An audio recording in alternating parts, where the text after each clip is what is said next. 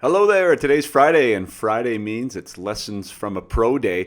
My name's Jason Padol, and I'm an ex-NHLer and high-performance mindset coach, and I help athletes exceed expectations and step into their greatness without more training, more ice time, by working on the mindset skills required to become your best. And in this segment, I usually discuss different aspects, either from my podcast or from things out there in the social media platforms, where I break down mindset skills, thinking skills, thought processes, and how it can help you as an athlete and maybe to see your game a little bit differently. In this case, we're going to talk about Pierre-Luc Dubois. Pierre-Luc Dubois was a third overall draft pick 4 years ago now. Went behind Matthews and Laine, was playing in Columbus for the Blue Jackets, very successful rookie year, second season, third season, and this season was a disappointment. Got injured early, struggled with Columbus, got traded to Winnipeg, and essentially struggled the whole time he was with the Jets through the regular season and through the playoffs. And you're going to listen to his exit interview here. It's a 2-minute clip. You need to listen to the whole thing. And I want you to listen about how he describes his struggles, how he describes his adversity, and what his game plan is to fix these things moving forward. And I'm going to tell you that the model here is broken. And I'm going to give you probably a little bit of surprise content for you afterwards when I break down what this interview sounds like and how it applies to him and how it may apply to you as an athlete. For myself, and I'll be the first guy to say that I didn't play how I should have. I didn't play how I thought I could and how I know I can. It was a disappointing year for me. It was a lot of ups and downs. But there's the only person to blame is me. It wasn't easy. But like Shive said, in life there's setbacks. This summer is going to be a big, important summer to get ready for next season, next training camp, and to get it going when we're back. Go back to Paul Friesen for a follow-up. Go ahead, Paul. I'm just wondering what you attribute it to, Pierre-Luc. I know you had the tough start where you had to quarantine, and did it just never get on track for you after that, or is there something else? To be honest, it's, when I look back at this year in the future, I'm going to look back and think that, there's not much I didn't go through, from the 2-week quarantine, coming back, getting injured, then playing, we didn't have a lot of practices, so kind of hard to get in that rhythm. It wasn't easy when you get to a new team, you want to fit in, you want it to be the perfect fit. For me, it was kind of hard finding what that was. I had a hard time, trying to find what I can do. Like I said, it's at the end of the day, it's our job to be the best players we can be and to help the team win. And it was hard for me this year to adjust.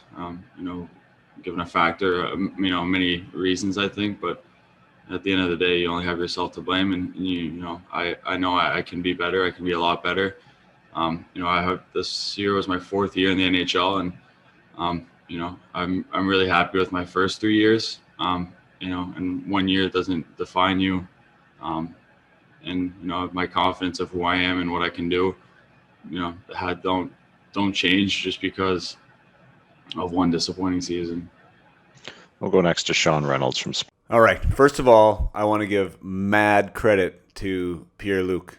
Second language in front of the reporters, in front of the media at the end of a massively disappointing season, and there he is facing the music, being super vulnerable, being super open, and showing accountability to the season. Not something that everyone would do. So mad respect for that. But who did you see there in that interview? Watch his mannerisms and watch where his eyes were and the tone of his voice. I saw a 22-year-old young man that didn't have a lot of confidence, that was almost embarrassed, and was doing his best to get his words out. Now, that is not where I want my future star athlete to be if I'm the head coach of that team. And that's not where Pierre-Luc wants to be right now either. But listening to his words when he also says, I didn't play the way I could. I didn't play the way I know I can. That my responsibility is to be the best player I can be.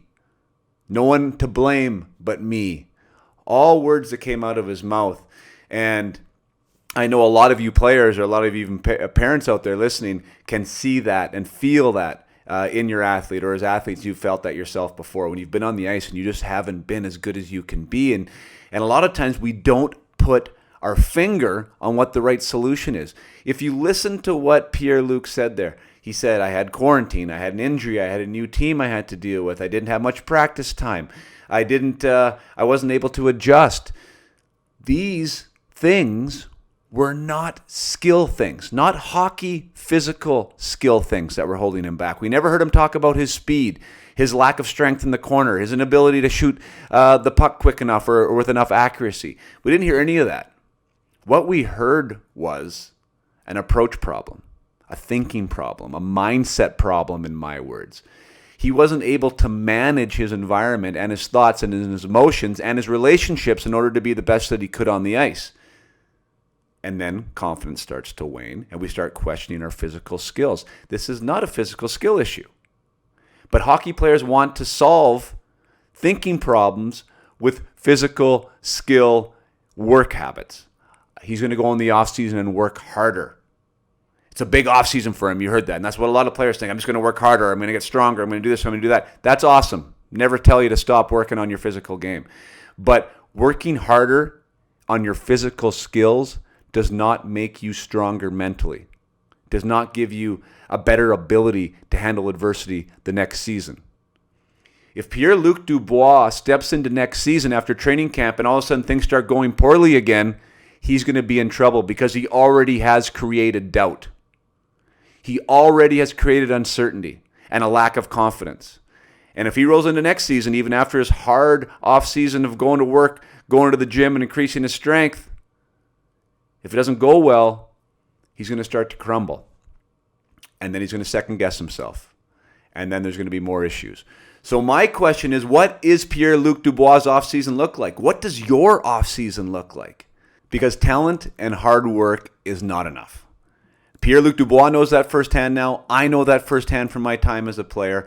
And Pierre-Luc Dubois, as part of his off-season program, should be training with someone like me. He should be picking up the phone and calling me to be my private client so he can work on the thinking skills required to allow his massive amount of physical talent to take over on the ice. That is what he should be incorporating this year. And that is also what you should be incorporating this year. And the exact reason why I did my group program for the Peak Potential Hockey Project. So check it out below, www.upmyhockey.com. All the information's there. It's only available to 20 athletes in a group format. And this is exactly what you need to round out your off-season routine so you can show up next year ready to rock, ready to roll, and to take advantage of whatever opportunity's there. Play hard. Keep your head up.